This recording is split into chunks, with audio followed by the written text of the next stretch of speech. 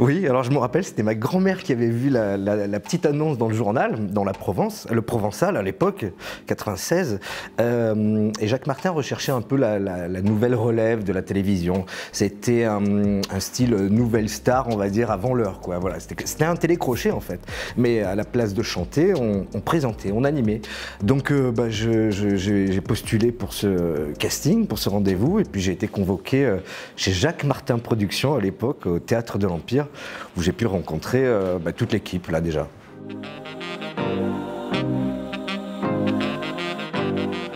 Ça me faisait marrer. C'est en fait du jour au lendemain, vous prenez le métro, les gens vous tapent dans le dos, vous allez à la boulangerie, on vous appelle par votre prénom, et alors quand c'est Eli Kaku qui vous arrête et qui vous dit vous me faites rire alors que lui il est au sommet de son art, non c'est pas possible. Non ça va, à l'époque j'ai pas eu un melon ou quoi que ce soit, c'était plus une excitation. J'étais même content de sortir dans la rue parce que c'était vraiment amusant. Quand on passe d'un total anonymat et un total anonymat à on vous reconnaît de partout, ouais c'était amusant quoi, voilà, mais ça va.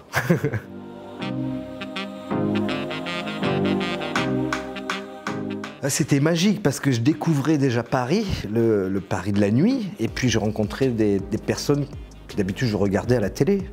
Donc quand un soir Carlos me raccompagne chez moi, pour moi c'est inoubliable. Donc en fait c'est ça dans le livre, je raconte des petits moments de vie, des belles rencontres comme des mauvaises, il y en a aussi.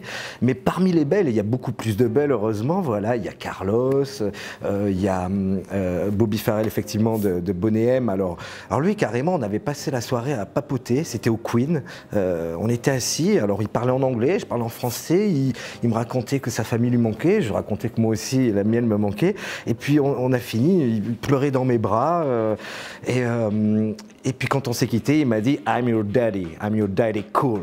Donc maintenant, dès que j'entends « daddy cool », évidemment, je peux que penser à mon papa de la nuit.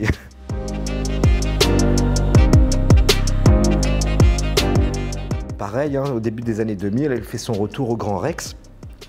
Et puis je travaille pour la radio Voltage, la radio parisienne, et je couvrais l'événement. Donc je cherche un peu, je suis perdu dans les loges, et il se trouve qu'ils étaient déjà tous remontés dans la salle du cocktail, et j'étais le seul dans les loges, devant la porte de la loge de Chantal Goya, qui était grande ouverte. Et je vois la loge avec tous les habits, des personnages, et il y a une paire de chaussures, évidemment. J'en conclus que c'est la paire de chaussures de Marie-Rose, le personnage de Chantal Goya sur scène. Et on était à une semaine de l'anniversaire de ma meilleure amie, c'est 25 ans.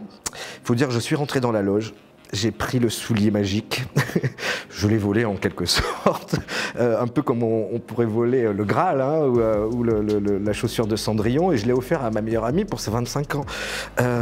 Mais seulement je ne savais pas que 20 ans plus tard, j'allais devenir le producteur de Chantal Goya à Saint-Tropez lors d'une soirée des Publivores. Et puis elle n'arrêtait pas de me dire « Laurent, il faut que tu fermes ma loge à clé, il faut que tu fermes ma loge. » Bon, je dis rien, pas de problème. Et puis on se retrouve au restaurant le lendemain, et elle me dit, et là elle s'excuse, elle me dit « Excuse-moi de t'avoir saoulé avec cette clé, la porte-à-clé de ma loge, mais tu sais, il y a 20 ans, il y a quelqu'un qui a osé me voler une chaussure. J'ai dû sortir du théâtre pieds nus, en tout cas j'ai dû prendre les chaussures d'un autre personnage. Et en fait ça l'a marqué à vie, elle pense que c'est un fétichiste des pieds. Mais non, mais là j'avoue que sur le moment j'ai pas osé lui dire que c'était moi, parce que j'étais très mal, puis j'étais halluciné qu'elle s'en souvienne encore. Moi je m'en souviens évidemment.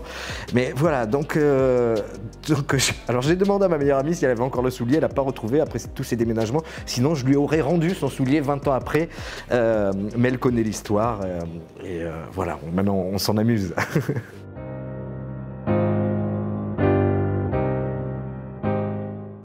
Autant internationalement, non. Mais oui, mais on sentait qu'il était bien parti, il était en vogue. Il avait déjà sa petite fossette, alors avec un visage là plus d'adolescent, hein, puisqu'il avait 16 ans. Mais comme on était les deux plus jeunes sur le tournage, c'était mon petit frère, quoi. Donc on n'arrêtait pas de faire les 400 coups sur le tournage, entre les prises.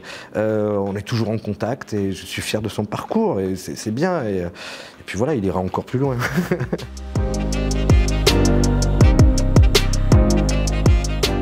Je me souviens, c'était le jour où Céline Dion avait reçu la Légion d'honneur par Nicolas Sarkozy à l'Élysée. Donc ils ont passé toute l'après-midi à boire du champagne. Donc imaginez une famille de Québécois qui arrive un peu pompette pour une intronisation au musée Grévin. Alors là, par contre, j'en ai fait plusieurs d'intronisations au musée Grévin.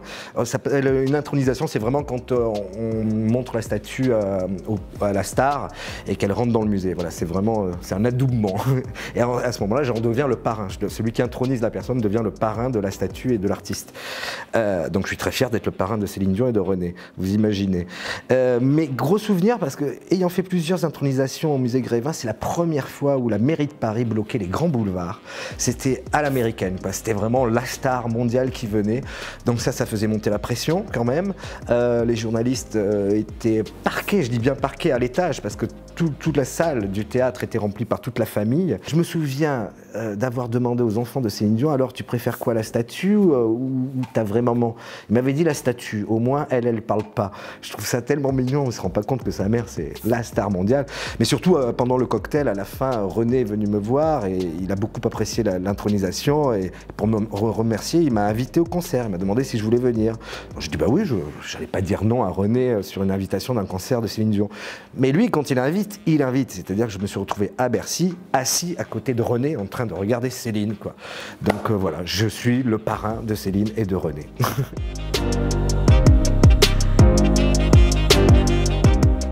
Ouais, non, ça c'est vrai, il y a les bonnes et les mauvaises rencontres. Jean-Marc fait partie des mauvaises. J'ai adoré faire l'émission à la télé, hein, sur Direct 8 avec lui.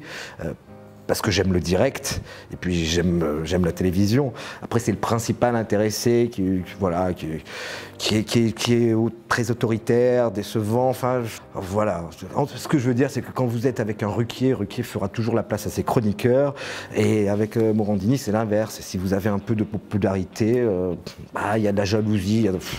C'est dommage, parce qu'on est sur le même bateau, on défend la même émission, et si je peux faire un bon score, amener du public, c'est bon pour l'animateur principal, donc pour lui.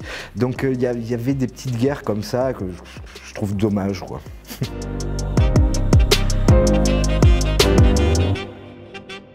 Pas surpris, déçu. Déçu par rapport à CNews et par rapport à Énergie 12 qui lui laisse encore la place. Quand on voit qu'Europe 1 a réagi, n'importe quel média aurait réagi normalement, ça ne veut pas dire qu'il est coupable, ça veut dire en attendant que l'affaire se termine, voilà, on va se mettre un peu à l'écart, on va se mettre un peu à l'ombre, puis d'autant qu'il a beaucoup d'activités avec son blog, avec voilà, tout ça, les productions qu'il fait. Donc voilà, mais après c'est pas mon histoire, même si on est en procès, c'est pas mon histoire. Si CNews a la conscience tranquille, c'est très bien.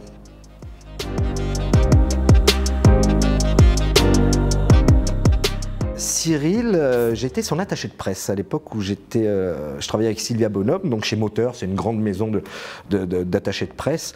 Donc j'étais l'attaché de presse de Sylvie Vartan, de Danny Boone et à un moment de Cyril Hanouna qui est au creux de la vague. Je crois qu'il s'est fait virer d'M6 à l'époque et il revient avec un spectacle produit par Arthur qui s'appelle Hanouna est une ordure. Cyril Hanouna est une ordure. Donc j'ai pour mission de l'accompagner, voilà, donner des interviews, l'accompagner sur les tournages. Et donc moi je l'ai vu craquer en voiture, en me disant oh là là, mais je vais pas rebondir. Et moi en tant qu'attaché de presse et proche, je le soutiens, je me bats pour qu'il ait des articles dans la presse, pour qu'il soit vivant sur le devant de la scène, dans les médias. Et voilà, je le soutenais à chaque étape de sa carrière, qu'il soit sur une petite chaîne ou même pas sur une chaîne, quoi. Et puis après, ça a été l'inverse, ça a cartonné pour lui. Et puis moi, je suis arrivé voilà, au creux de la vague, on va dire, où j'avais moins de propositions. Et lui, au contraire, il développait plein de projets. Donc je lui avais demandé, surtout, allez, si tu peux me filer un petit coup de main, là, j'en ai bien besoin. Il m'a dit, appelle-moi. J'ai appelé une fois, j'ai appelé 2 fois, j'ai appelé 3 fois. Après, j'ai arrêté d'appeler.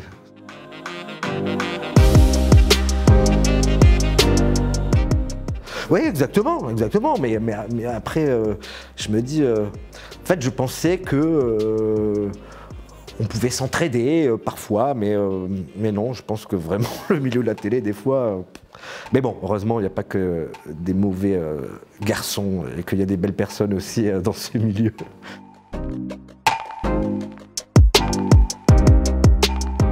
la pièce qui arrive. Alors avec le confinement, là, tout a été décalé, mais bientôt je serai de retour sur scène avec Natacha Amal, Pascal Olmeta, Vincent McDoom et d'autres comédiens. Je suis sur l'écriture d'un second livre également. Et puis revenir à la radio et la télévision, ça m'intéresserait aussi vraiment. Au-delà de l'acting, au-delà du théâtre ou du cinéma. C'est vrai que l'animation, c'est quand même... voilà, ça fait partie de mon ADN.